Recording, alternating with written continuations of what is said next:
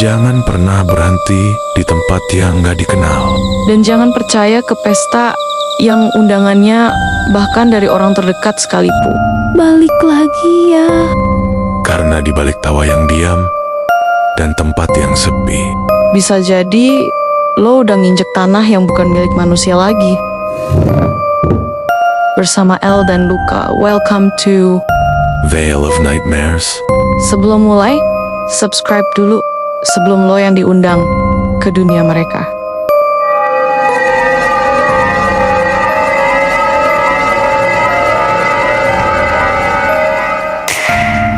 Cerita pertama dari email masuk. Seseorang kita panggil aja W. Jadi ini kejadiannya tahun lalu. Gue sama istri baru aja nikah, terus mutusin buat honeymoon ke daerah pegunungan gitu. Jalannya emang lumayan sepi, tapi suasananya adem banget.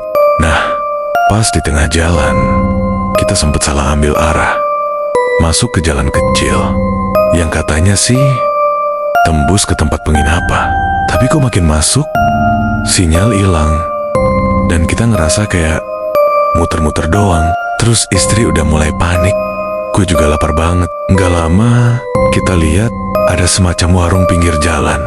Warungnya aneh sih, bentuknya tua banget, kayunya kusam, tapi banyak orang makan di situ. Kita pesen teh manis sama nasi goreng, disajiin cepet banget, rasanya juga hambar. Tapi ya karena lapar banget, tetap kita makan. Gue sependapat sama istri gue waktu dia bilang, Warungnya vibe-nya dingin. Padahal banyak yang makan di sini. pas kita bayar, gue kasih uang 50.000. Tapi si ibu warung diem aja. Terus dia cuma bilang, Nggak usah dibayar, tapi besok mampir lagi ya. pas kita balik, kita naik motor. Dan pas gue menengok ke kaca spion, warung itu hilang. Gak ada warung di sana. Di tempat tadi ada kebun kosong dengan gundukan batu seperti nisan tua. Dan anehnya, jalan yang tadi kita muter-muterin, tiba-tiba ada jalan besar ke penginapan. Pas cerita ke orang sana, mereka bilang gini, Kamu jangan sembarangan berhenti kalau tersesat di hutan itu. Dulu ada warung di sana, tapi pemiliknya udah meninggal puluhan tahun lalu. Dan makanan yang kamu makan di sana, itu nggak seperti kelihatannya. malam itu kita tidur, tapi istri tiba-tiba kesurupan dan muntah darah.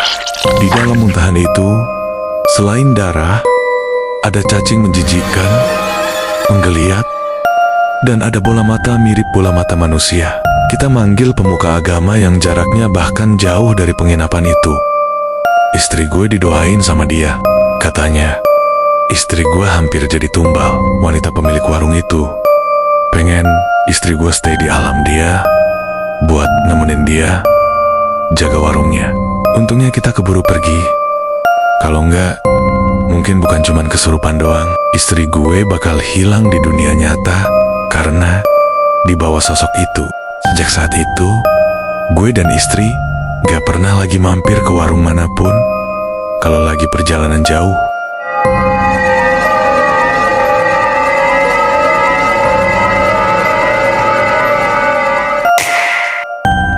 Sekarang cerita kedua.